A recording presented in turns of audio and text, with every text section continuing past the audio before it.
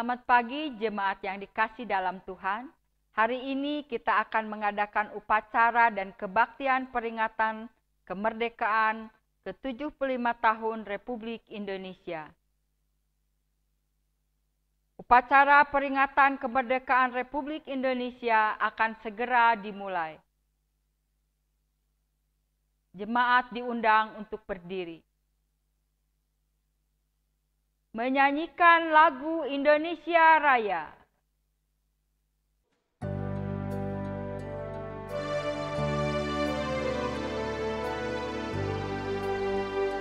Indonesia tanah airku, tanah tumpah darahku.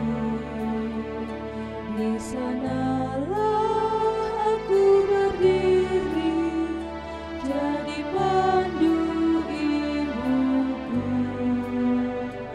Indonesia kebangsaanku, bangsa dan tanah airku. Marilah kita berseru, Indonesia bersatu. Hiduplah tanahku, hiduplah negeriku, bangsaku, rakyatku semuanya. Bangunlah jiwanya, bangunlah badannya, untuk Indonesia Raya. Indonesia Raya, merdeka, merdeka, tanahku, negeriku yang ku cinta. Indonesia Raya, merdeka, merdeka, hiduplah Indonesia Raya. Indonesia Raya, merdeka, merdeka, tanahku, negeriku yang ku cinta. Indonesia Raya, merdeka, merdeka, hiduplah Indonesia Raya.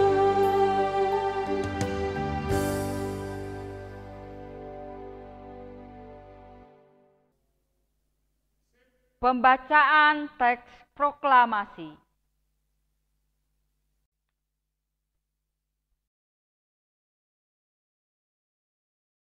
Proklamasi. Kami bangsa Indonesia dengan ini menyatakan kemerdekaan Indonesia. Hal-hal yang mengenai pemindahan kekuasaan dan lain-lain diselenggarakan dengan cara seksama dan dalam tempo yang sesingkat-singkatnya. Jakarta, 17 Agustus tahun 1945, atas nama bangsa Indonesia, Soekarno-Hatta.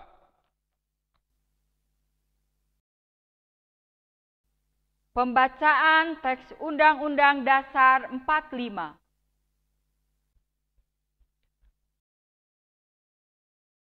Undang-Undang Dasar Negara Republik Indonesia tahun 1945. Pembukaan. Bahwa sesungguhnya kemerdekaan itu ialah hak segala bangsa. Dan oleh sebab itu, maka penjajahan di atas dunia harus dihapuskan. Karena tidak sesuai dengan pri kemanusiaan dan pri keadilan. Dan perjuangan pergerakan kemerdekaan Indonesia telah sampailah kepada saat yang berbahagia dengan selamat sentosa mengantarkan rakyat Indonesia ke depan pintu gerbang kemerdekaan negara Indonesia yang merdeka, bersatu, berdaulat, adil, dan makmur. Atas berkat rahmat Allah yang Maha Kuasa dan dengan didorongkan oleh keinginan luhur supaya berkehidupan kebangsaan yang bebas, maka rakyat Indonesia menyatakan dengan ini kemerdekaannya. Kemudian daripada itu, untuk membentuk suatu pemerintah negara Indonesia yang melindungi segenap bangsa Indonesia dan seluruh tumpah darah Indonesia, dan untuk memajukan kesejahteraan umum, mencerdaskan kehidupan bangsa, dan ikut melaksanakan ketertiban dunia yang berdasarkan kemerdekaan, perdamaian abadi, dan keadilan sosial. Maka disusunlah kemerdekaan kebangsaan Indonesia itu dalam suatu Undang-Undang Dasar Negara Indonesia yang terbentuk dalam suatu susunan negara Republik Indonesia yang berkedaulatan rakyat dengan berdasarkan kepada ketuhanan yang Maha Esa, kemanusiaan yang adil dan beradab, persatuan Indonesia, dan kerakyatan yang dipimpin oleh hikmat kebijaksanaan dalam permusyawaratan perwakilan, serta dengan mewujudkan suatu keadilan sosial bagi seluruh rakyat Indonesia. Pembacaan teks Pancasila.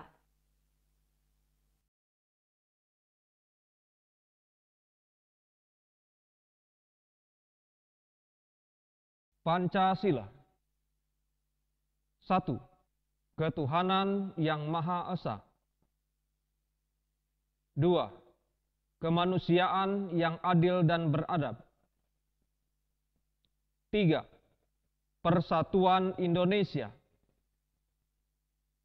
4. Kerakyatan yang dipimpin oleh hikmat kebijaksanaan dalam permusyawaratan perwakilan. 5. Keadilan sosial bagi seluruh rakyat Indonesia.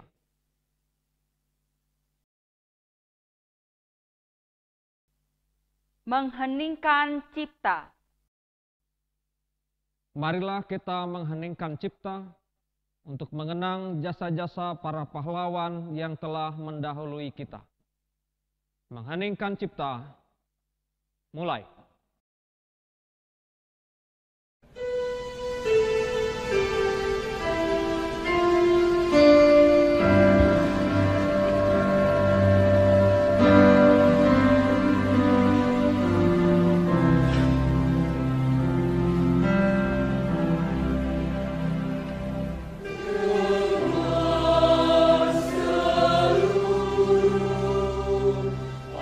Angkasa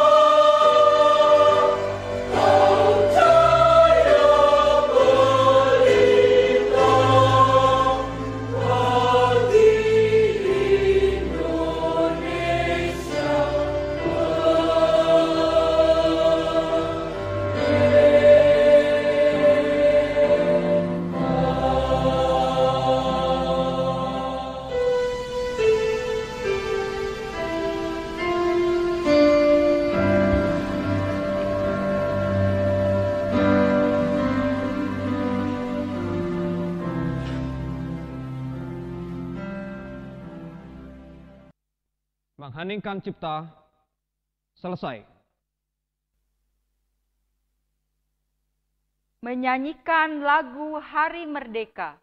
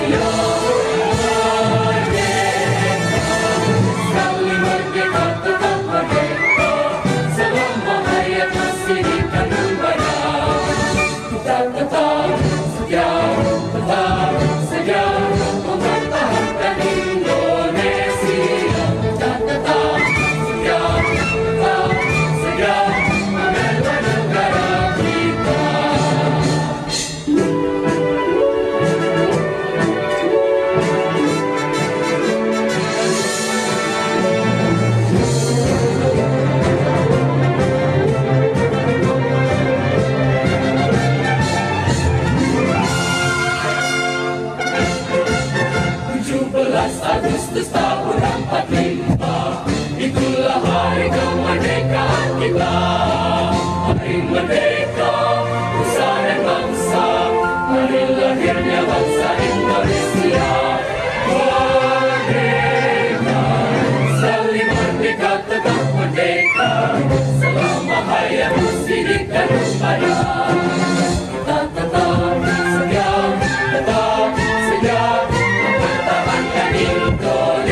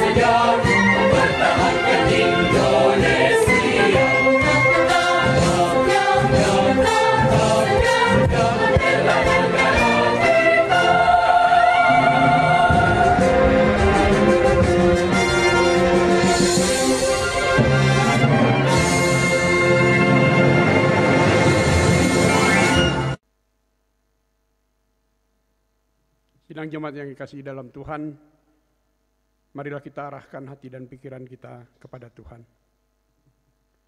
Bersyukur atas rahmat Tuhan mengaruniakan kepada bangsa kita kemerdekaan yang terus kita maknai sepanjang perjalanan kehidupan kita sebagai putra-putri Indonesia. Pada peringatan kemerdekaan ke-75 tahun ini, kita masih berada dalam pandemi. Tetes keringat dan air mata mewarnai perjuangan kita untuk terbebas dari ancaman COVID-19. Namun kenyataan ini tidak menghapus rasa syukur kita, sebab Tuhan senantiasa menyertai hingga saat ini.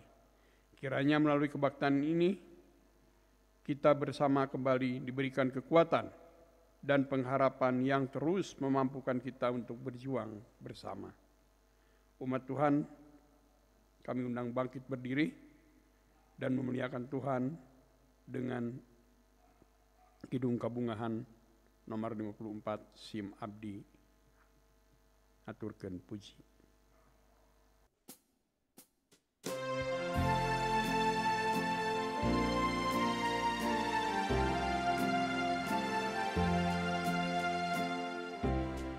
Sim Abdi ngaturkeun puji, sembah nuhun kamulyan, abdi kenging kabagjaan, tina asihing Gusti, mugia dituyun paparing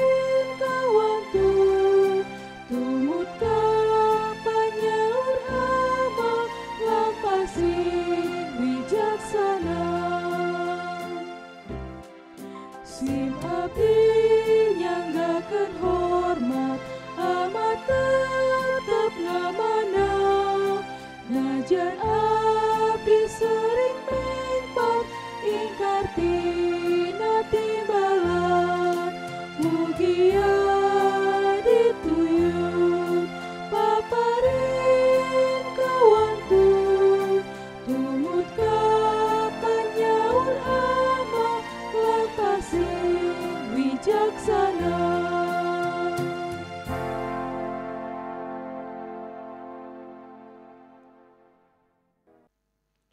Bapak Ibu Saudara-saudara yang Tuhan kasih, mari kita meneguhkan ibadah ini dalam fatum dan salam yang akan kita ucapkan secara berbalasan. Kebaktian syukur atas kemerdekaan ke-75 tahun Republik Indonesia ini berlangsung dalam nama Allah Bapa, Anak dan Roh Kudus. Amin. Damai sejahtera Tuhan beserta saudara-saudara. Damai sejahtera Tuhan beserta saudara juga. Nas pembimbing dalam kebaktian pada saat ini diambil dari 1 Petrus 2 ayat 16. Demikian firman Tuhan. Hiduplah sebagai orang yang merdeka dan bukan seperti mereka yang menyalahgunakan kemerdekaan itu untuk menyelubungi kejahatan-kejahatan mereka, tetapi hiduplah sebagai hamba-hamba Allah.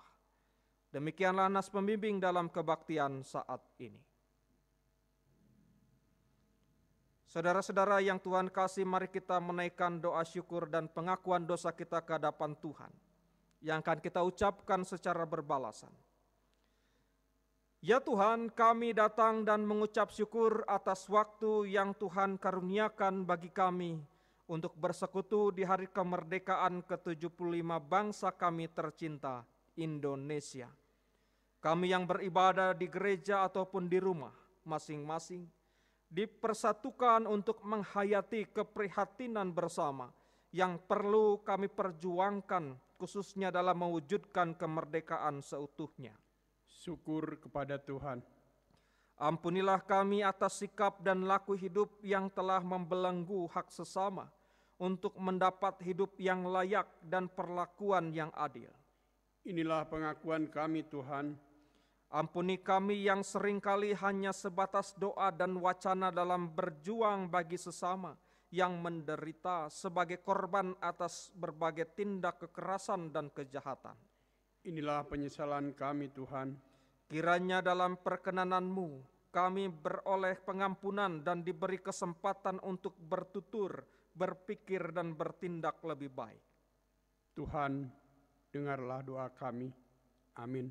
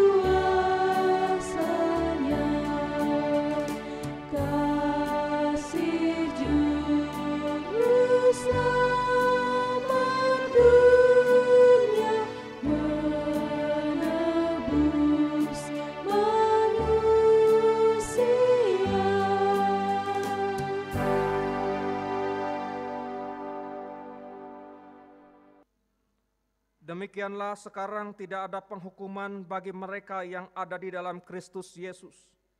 Roh yang memberi hidup telah memerdekakan kamu, dan Kristus dari hukum dosa dan hukum maut.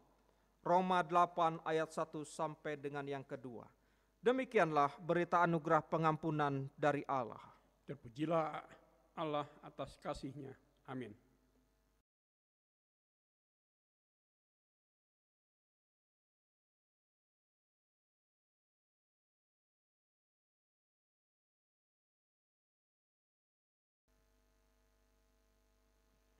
Bapak, Ibu, Saudara-saudara yang Tuhan kasih, mari kita bersama-sama berdoa sebelum kita membaca dan merenungkan firman Tuhan. Mari kita berdoa. Pada pagi hari ini ya Bapa, dengan penuh rasa syukur kembali kami datang ke hadapan-Mu. Kami mohon supaya Engkau hadir memberkati kami dengan firman-Mu pada saat ini. Dan biarlah Roh Kudus menyertai kami supaya kami bisa mengerti apa yang menjadi kehendak Tuhan yang harus kami lakukan dalam kehidupan kami sehari-hari, terutama dalam kehidupan berbangsa dan bernegara. Dalam nama Yesus Kristus, hadirlah ya Roh Kudus. Amin. Bapak, Ibu, Saudara-saudara yang Tuhan kasih, mari kita merenungkan firman Tuhan. Pada saat ini Majelis Sinode Gereja Kristen Pasundan mengajak kita untuk merenungkan firman Tuhan yang diambil dari Perjanjian Baru, yaitu dari Galatia 5 ayat 1 sampai 15. Demikian firman Tuhan. Supaya kita sungguh-sungguh merdeka, Kristus telah memerdekakan kita. Karena itu berdirilah teguh dan jangan mau lagi dikenakan kuk perhambaan. Sesungguhnya, aku, Paulus, berkata kepadamu, jika kamu menyunatkan dirimu, Kristus sama sekali tidak akan berguna bagimu. Sekali lagi aku katakan kepada setiap orang yang menyunatkan dirinya, bahwa ia wajib melakukan seluruh hukum Taurat. Kamu lepas dari Kristus, jikalau kamu mengharapkan kebenaran oleh hukum Taurat. Kamu hidup di luar kasih karunia. Sebab oleh roh dan karena iman, kita menantikan kebenaran yang kita harapkan. Sebab bagi orang-orang yang ada di dalam Kristus Yesus, hal bersunat atau tidak bersunat tidak mempunyai suatu arti. Hanya iman yang bekerja oleh kasih. Dahulu kamu berlomba dengan baik. Siapakah yang menghalangi-halangi kamu sehingga kamu tidak menuruti kebenaran lagi? Ajakan untuk tidak menurutinya lagi bukan datang dari Dia yang memanggil kamu. Sedikit lagi sudah menghamirkan seluruh adonan. Dalam Tuhan aku yakin tentang kamu, bahwa kamu tidak mempunyai pendirian lain daripada pendirian ini.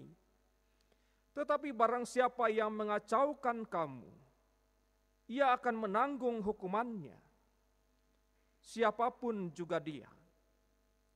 Dan lagi aku ini, saudara-saudara, jikalau aku masih memberitakan sunat, mengapakah aku masih dianiaya juga? Sebab kalau demikian, salib bukan batu sandungan lagi. Baiklah, mereka yang menghasut kamu itu mengeberikan saja dirinya. Saudara-saudara, memang kamu telah dipanggil untuk merdeka, tetapi janganlah kamu mempergunakan kemerdekaan itu sebagai kesempatan untuk kehidupan dalam dosa, melainkan layanilah seorang akan yang lain oleh kasih. Sebab seluruh hukum Taurat tercakup dalam satu firman ini, yaitu kasihilah sesamamu manusia seperti dirimu sendiri. Tetapi jikalau kamu saling menggigit dan saling menelan, awaslah supaya jangan kamu saling membinasakan. Demikianlah Bapak Ibu Saudara-saudara firman yang kita dengar bersama. Berbahagialah setiap orang yang mendengarkan firman Tuhan, memelihara dan melakukan dalam hidupnya. Haleluya. Haleluya, haleluya, haleluya.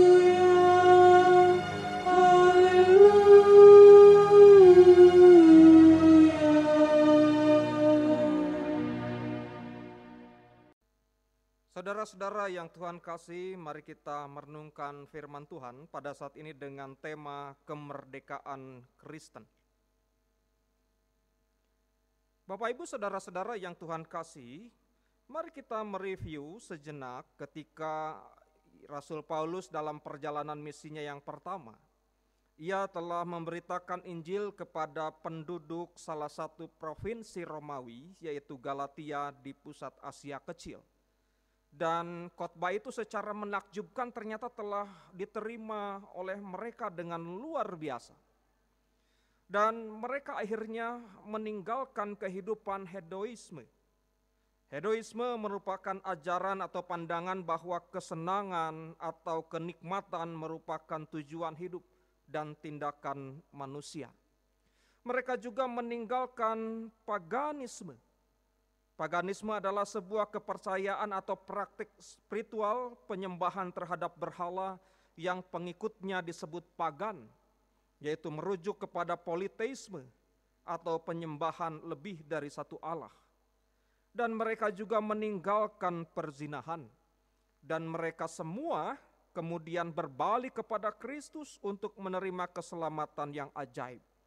Mereka menerima karunia roh oleh karena iman.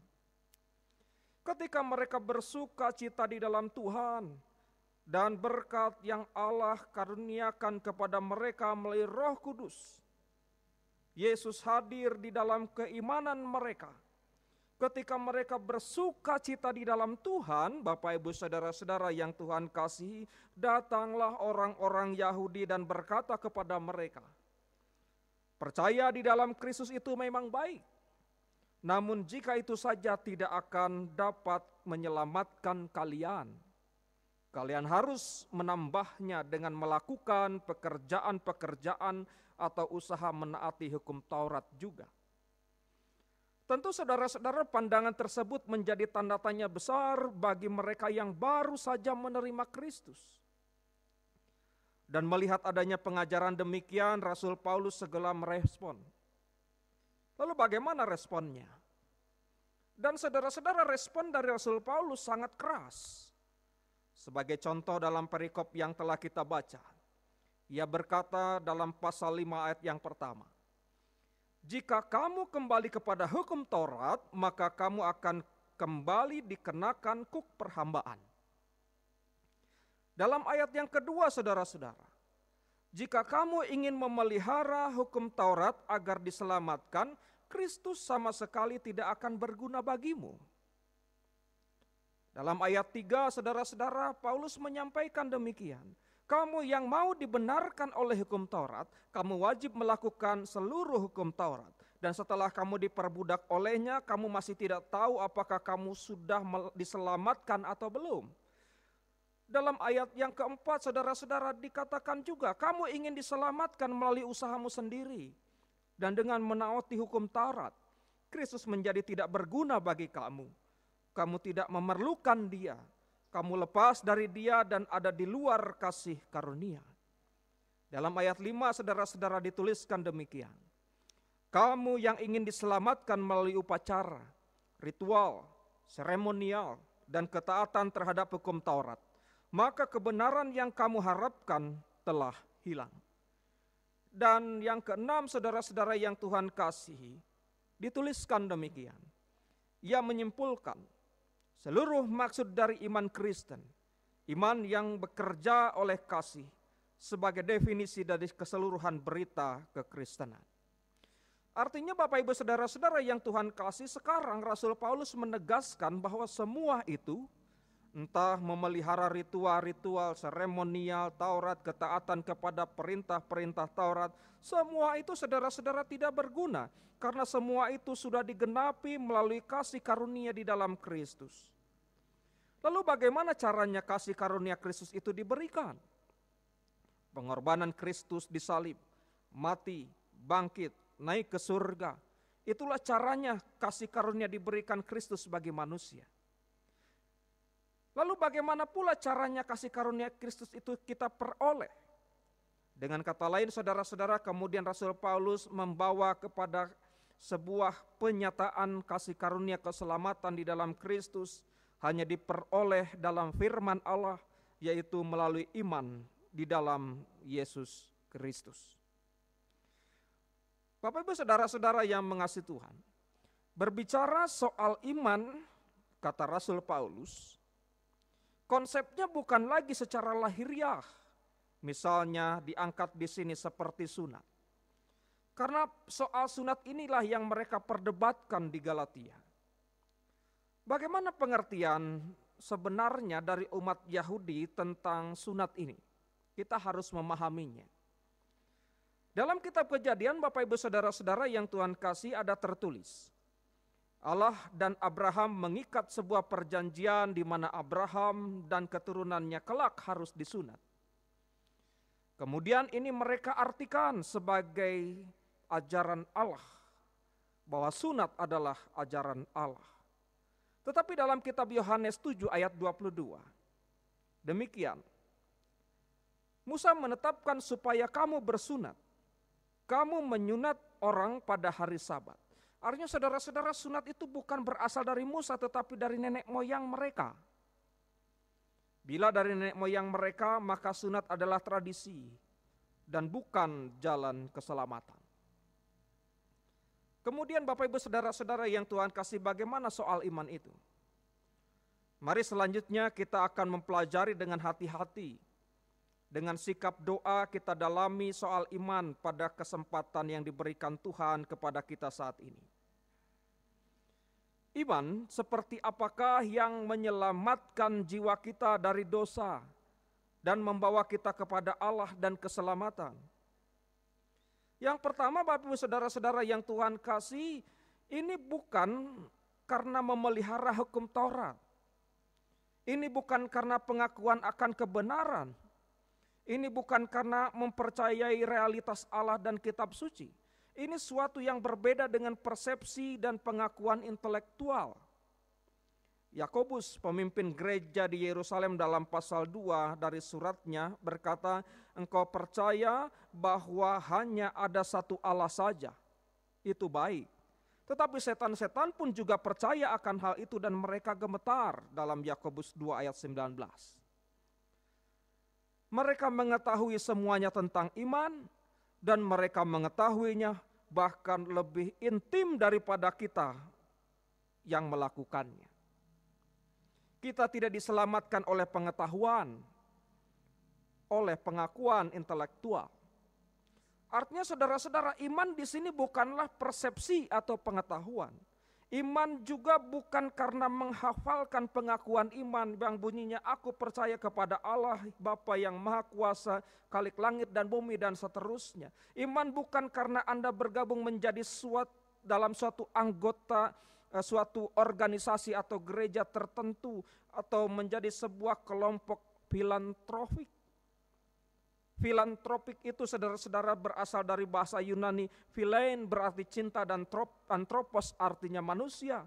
Adalah tindakan seseorang yang menyintai sesama manusia serta menilai kemanusiaan sehingga menyumbangkan waktu, uang dan tenaganya untuk menolong orang lain.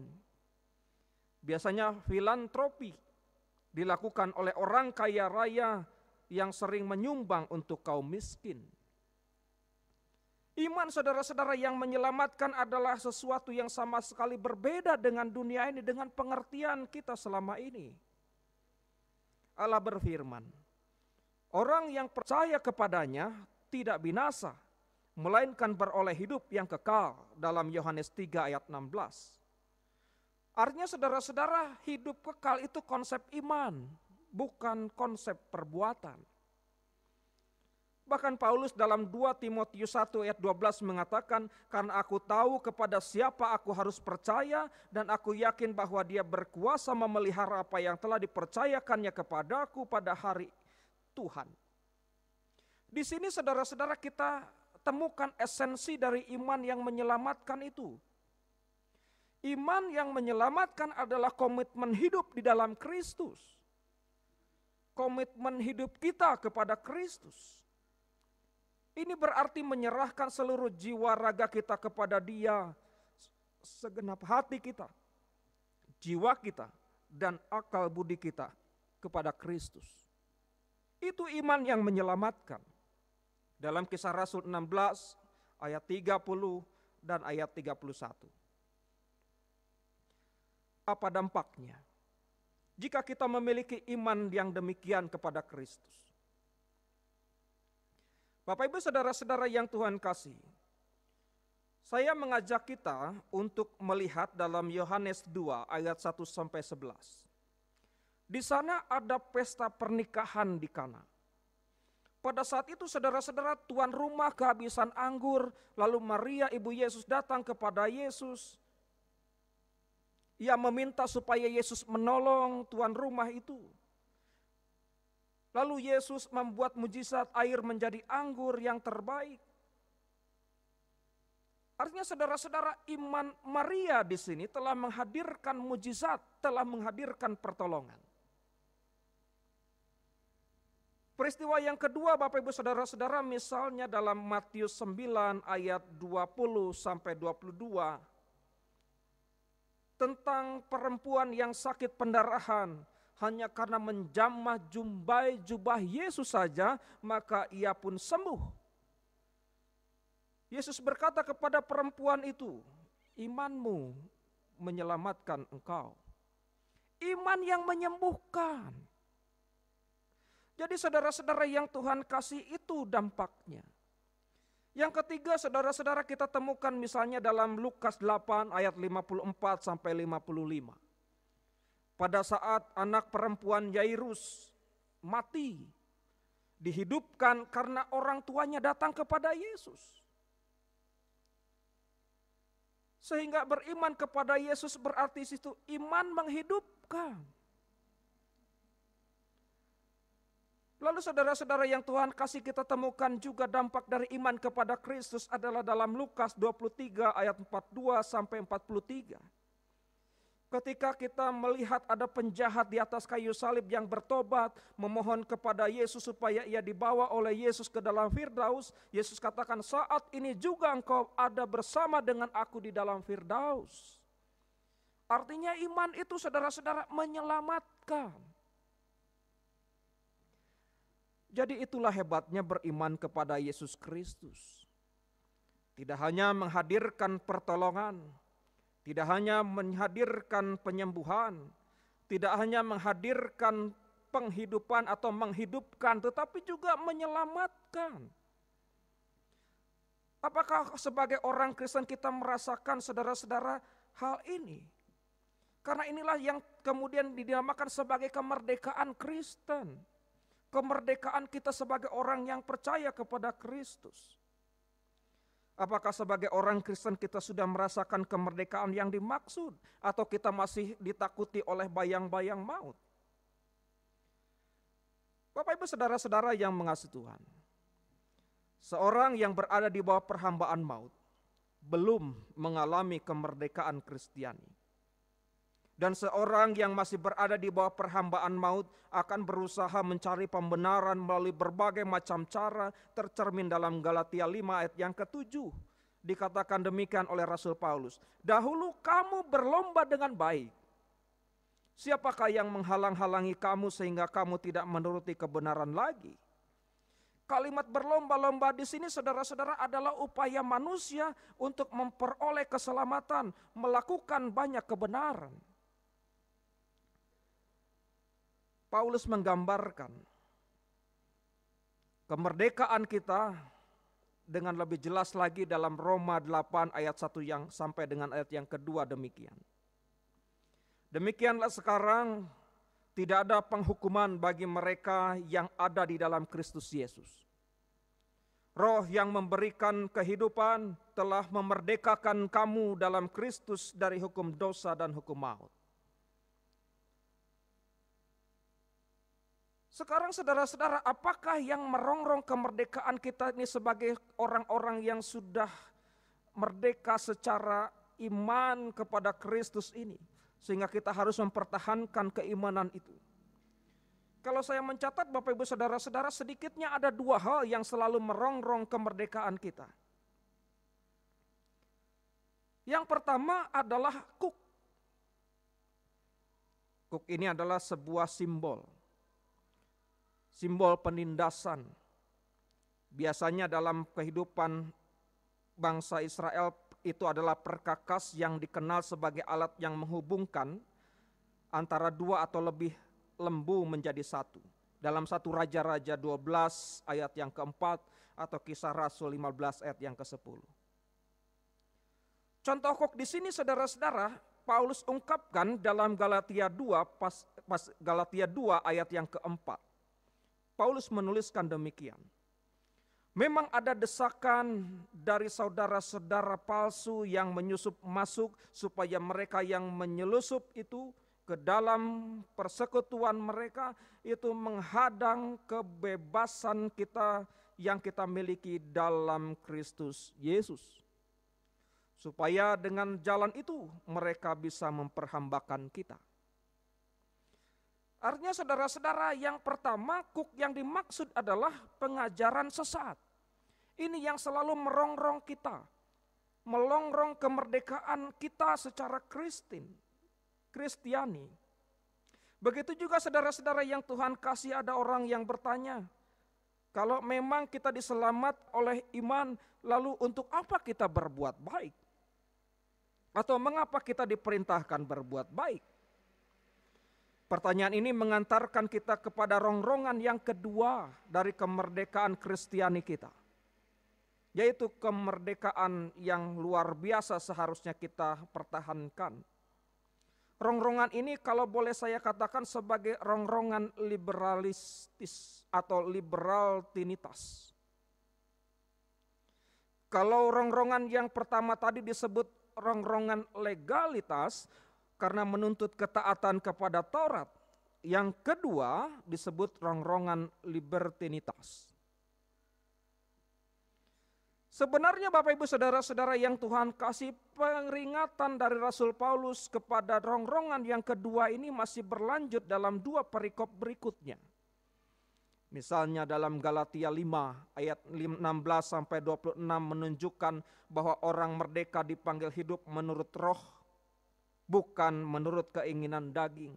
Lalu dalam Galatia 6 ayat 9 sampai 10 Rasul Paulus menyimpulkan, janganlah kita jemu-jemu berbuat baik, karena apabila sesudah datang waktunya kita akan menuai jika kita tidak menjadi lemah. Karena itu selama masih ada kesempatan bagi kita, marilah kita berbuat baik kepada semua orang, tetapi terutama kepada kawan-kawan kita seiman. Dalam Galatia 5 ayat 21 Paulus mengingatkan jemaat bahwa penganut paham liberaltinitas tidak mendapat tempat dalam kerajaan Allah. Seorang yang merdeka hidupnya dipenuhi roh sehingga menghasilkan buah roh dalam kehidupannya. Bapak Ibu Saudara-saudara yang Tuhan kasih, dalam surat Yakobus saudara-saudara, kita juga bisa menemukan pasal 2 ayat yang ke-14. Apa gunanya saudara-saudara jika seorang mengatakan bahwa ia mempunyai iman padahal ia tidak mempunyai perbuatan? Dapatkah iman itu menyelamatkan dia? Dilanjutkan dalam ayat yang ke-17. Jika iman itu tidak disertai perbuatan, maka iman itu pada hakikatnya adalah mati. Artinya Bapak Ibu Saudara-saudara yang Tuhan kasih, jika keseluruhan perikop ini kita gambarkan, kita uraikan satu persatu, maka semuanya kita mendapatkan gambaran yang jelas bahwa perbuatan adalah bukti iman. Perbuatan adalah bukti yang kelihatan dari iman yang tidak kelihatan. Lalu apa yang harus kita lakukan dengan kemerdekaan itu? Galatia 5 ayat yang ke-13 Rasul Paulus berkata, saudara-saudara, memang kamu telah dipanggil untuk merdeka, Tetapi janganlah kamu mempergunakan kemerdekaan itu sebagai kesempatan untuk kehidupan dalam dosa, melainkan layanilah seorang akan yang lain oleh kasih. Jadi saudara-saudara yang Tuhan kasih, sebagai orang Kristen atau pengikut Kristus, kita dituntut memiliki kehidupan yang berbeda dari orang lain. Karena kelak pada akhirnya kita harus mempertanggungjawabkan status istimewa itu. Ini dipertanyakan kepada kita. Akankah kita menjadi orang Kristen yang biasa-biasa saja dalam menjalani hidup saat ini? Menjadi orang Kristen yang ala kadarnya saja tanpa menyadari apa yang menjadi tugas panggilan kita sebagai orang percaya kepada Kristus. Rasul Paulus menegaskan bahwa kita adalah orang-orang yang merdeka. Karena Kristus telah memerdekakan kita. Karena itu berdirilah teguh dan jangan mau lagi dikenakan kuk perhambaan dalam Galatia 5 ayat yang ke-1. Bapak Ibu saudara-saudara yang mengasihi Tuhan, Yesus telah mengorbankan nyawanya di atas kayu salib demi menebus dosa kita. Melalui pengorbanannya kita diselamatkan, dilepaskan dari kutuk dosa, bukan lagi menjadi dosa. Roma 6 ayat 18 mengatakan demikian, kamu telah dimerdekakan dari dosa dan menjadi hamba kebenaran. Jadi saudara-saudara yang Tuhan kasihi, ayat ini jelas mengatakan bahwa kita dipanggil sesungguhnya untuk merdeka. Pertanyaan berikutnya, apa arti merdeka? Merdeka berarti bebas dari perhambaan, bebas dari penjajahan, terbebas dari tuntutan, tidak terikat atau tidak bergantung kepada orang atau pihak lain. Berarti saudara-saudara, merdeka itu tidak terbelenggu oleh sesuatu yang menghamba atau memperbudak. Dalam kata merdeka saudara-saudara, terkandung dua pengertian. Yaitu yang pertama saudara-saudara, merdeka secara de jure. Merdeka secara hukum. Dan yang kedua saudara-saudara, merdeka secara de facto atau secara nyata. Contohnya adalah keberadaan negara kita ini. Secara de jure saudara-saudara telah merdeka pada tanggal 17 Agustus 1945. Seperti yang kita dengarkan tadi, pembacaan Undang-Undang Dasar dan juga Proklamasi Republik Indonesia. Tapi secara de facto, secara kenyataannya saudara-saudara, masyarakat Indonesia belum benar-benar merdeka. Mengapa? Karena masih terjajah secara ekonomi sehingga jurang pemisah antara si kaya dan si miskin kian dalam saat ini. Apalagi di tengah pandemi COVID-19 yang mewabah dunia. Di tengah maraknya PHK dengan julukan sedang dirumahkan. Padahal saudara-saudara entah kapan mereka akan dipanggil bekerja kembali. Di tengah maraknya antrian mengular di siang hari yang sangat terik bagi rakyat di negeri ini yang menerima BLT dari pemerintah sebagai dampak dari pandemi. Ternyata saudara-saudara masih ada beberapa orang kaya raya yang memamerkan kekayaannya, hidup glamor seakan hidup dalam dunianya sendiri, tak terpengaruh oleh lingkungan rakyat jelata. Bagi beberapa orang kalangan kaya raya ini, orang zaman sekarang menyebutnya sebagai sultan. Sementara penerima raskin di negeri ini berjumlah fantastis. Secara de facto memang kita sudah merdeka, tapi secara de jure kita sudah merdeka, tetapi secara de factonya saudara-saudara, ketidakadilan di bidang hukum masih terjadi di zaman reformasi ini. Pada saat seseorang percaya kepada Kristus sebagai Tuhan dan Juru Selamat pribadinya, ini yang mau saya katakan. Secara de jure ia sudah dimerdekakan dari dosa seperti yang diuraikan oleh Rasul Paulus tadi. Tetapi secara de facto masih banyak orang yang percaya kepada Kristus tapi belum merdeka, masih terikat pada berbagai macam keinginan daging, keserakahan, hawa nafsu, nafsu jahat. Jadi sebenarnya saudara-saudara, kita sebagai orang Kristen mempunyai satu kemerdekaan Kristiani yang sudah dianugerahkan Kristus, tetapi kita belum memerdekakan diri sebagaimana yang Yesus harapkan. Kita sudah merdeka, tapi kita masih mengikat diri saudara-saudara dengan hal-hal yang tidak memerdekakan. Bapak Ibu saudara-saudara yang Tuhan kasih, sebagai bangsa yang merdeka, kita juga mewarisi nilai-nilai perjuangan para pejuang bangsa ini, yang kita peringati kemerdekaan pada saat ini dengan luar biasa. Meskipun secara sederhana di kemerdekaan RI yang ke-75 tahun ini. Tapi semua bangsa saudara-saudara merayakannya, semua bangsa di Indonesia ini merayakannya. Kita mewarisi nilai-nilai perjuangan para pejuang bangsa, nilai persatuan, kesatuan, Kabineka Tunggal Ikaan, kemajemukan, toleransi, gotong royong, ramah tamah dan menghargai orang lain.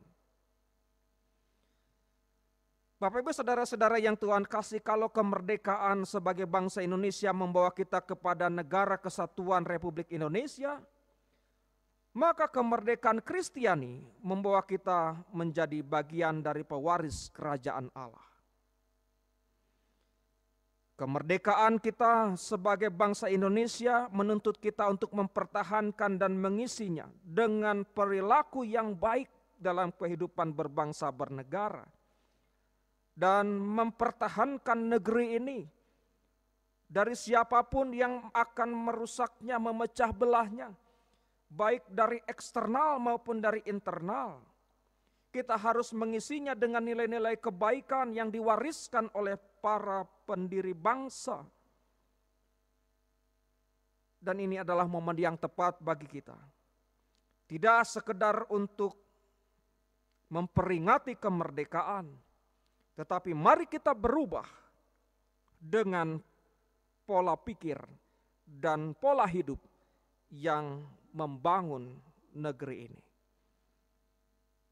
Selamat Hari Kemerdekaan ke-75 Republik Indonesia. Tuhan Yesus memberkati. Amin. Sidang jemaat yang dikasihi dalam Tuhan, kami undang bangkit berdiri. Kita akan menyatakan pengakuan iman percaya kita kepada Tuhan secara bersama-sama. Aku percaya kepada Allah, Bapa yang Maha Kuasa, Khalik langit dan bumi, dan kepada Yesus Kristus, anaknya yang tunggal Tuhan kita, yang dikandung daripada Roh Kudus, lahir dari anak darah Maria, yang menderita di bawah pemerintahan Pontius Pilatus, disalibkan, mati dan dikuburkan, turun ke dalam kerajaan maut, pada hari yang ketiga bangkit pula dari antara orang mati, naik ke surga, duduk di sebelah kanan Allah, Bapa yang Maha Kuasa, dan akan datang dari sana untuk menghakimi orang yang hidup dan yang mati.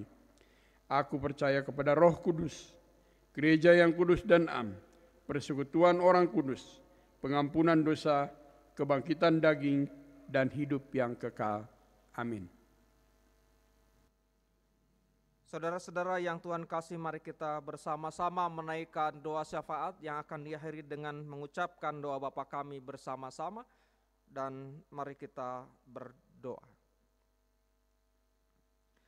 Bapa di dalam surga, pada saat ini ya Tuhan, dengan penuh rasa syukur kehadapan-Mu, di tengah-tengah peringatan Hari Kemerdekaan Negara Kesatuan Republik Indonesia, Tuhan sudah memberikan anugerah firman-Mu atas kami sekalian, bahwa sebagai bangsa yang merdeka, kami harus melakukan apa yang sudah diwariskan para pendiri bangsa, sama juga seperti yang difahami oleh umat Tuhan, bahwa umat-Mu juga sudah dimerdekakan secara iman.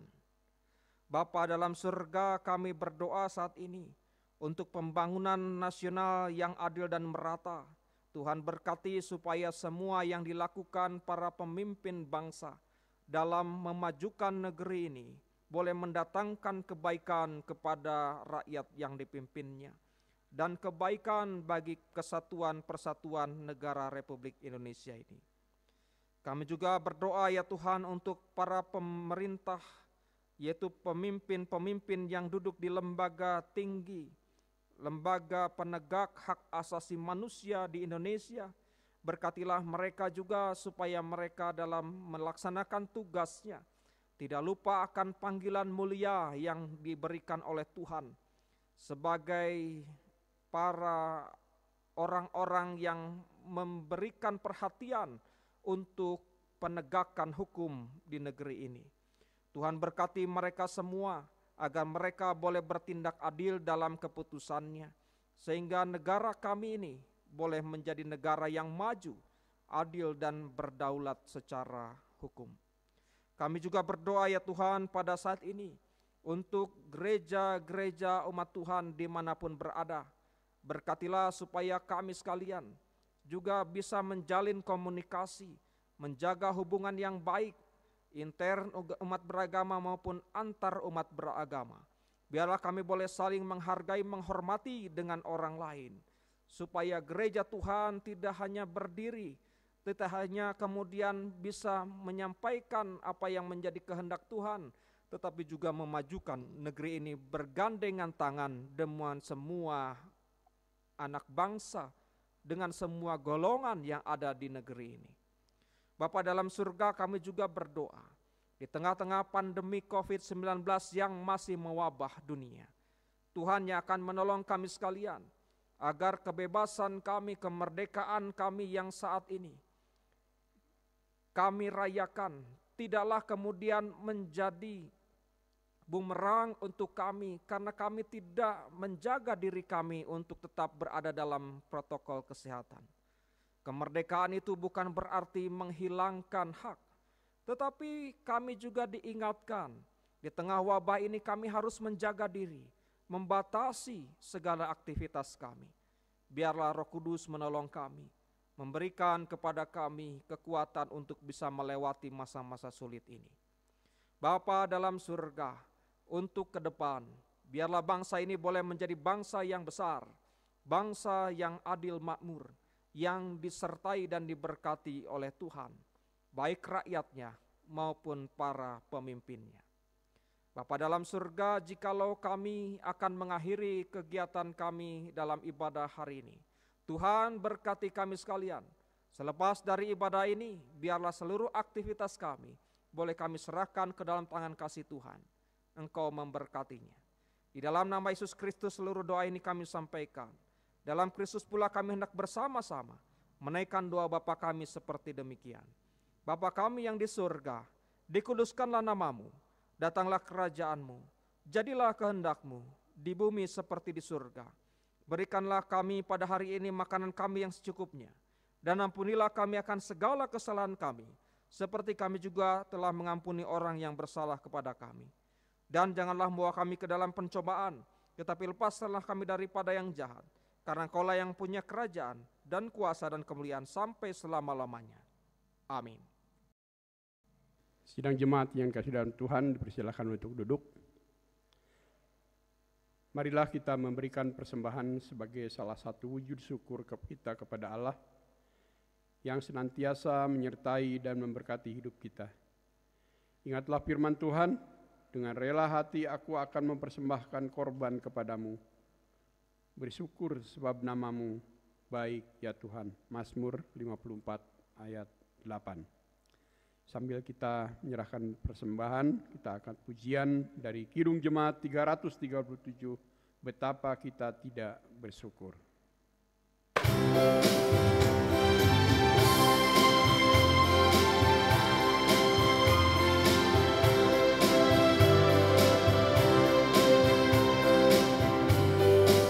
Betapa kita tidak bersyukur, bertanah air kaya dan subur, lautnya luas.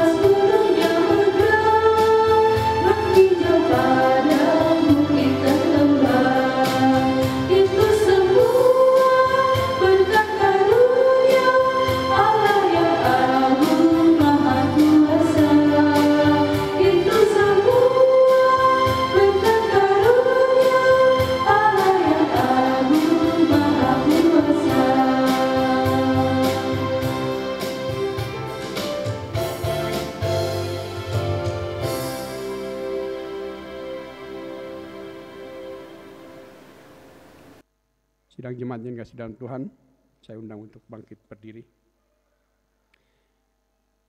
Mari kita bersatu dalam doa. Inilah persembahan yang kami himpun dengan sukacita dan ketulusan. Kiranya dapat dipergunakan untuk melanjutkan karya pelayanan dan kesaksian gereja di tengah hidup berbangsa dan bermasyarakat. Di dalam nama Tuhan Yesus kami berdoa. Amin. Saudara-saudara yang Tuhan kasih, marilah kita kembali pada jalan perjuangan masing-masing dengan senantiasa melakukan apa yang telah Tuhan firmankan pada hari ini, yakni isilah kemerdekaan dengan hal-hal yang membangun. Jemaat Tuhan diundang untuk angkat pujian dari Kidung Jemaat 336, Indonesia Negaraku.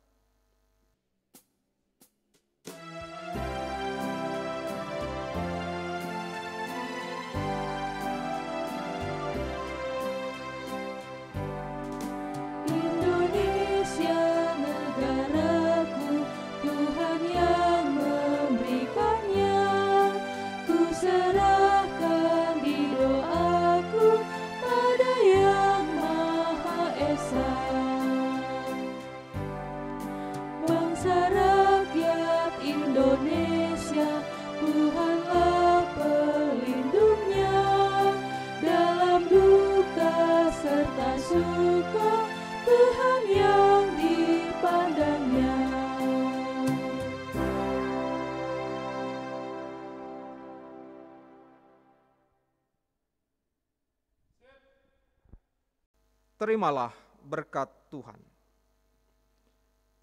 Kasih karunia dan damai sejahtera dari Allah Bapa, Anak dan Roh Kudus menyertai saudara sekalian, kini dan selama-lamanya. Amin.